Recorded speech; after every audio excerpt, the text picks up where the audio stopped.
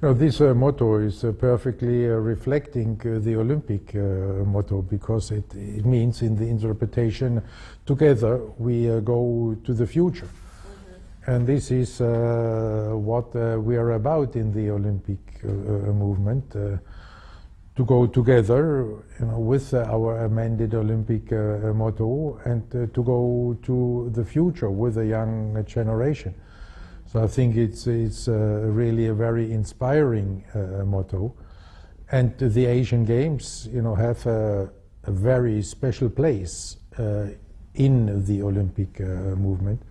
There are by far the biggest continental games. I think we have shown it in the IOC. The last 3 Olympic Games all took place in Asia.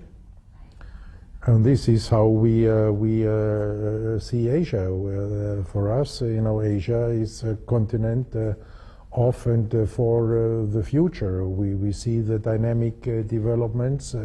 We're seeing the young Asian population embracing sport. So I'm looking forward to Hangzhou, and I'll be there.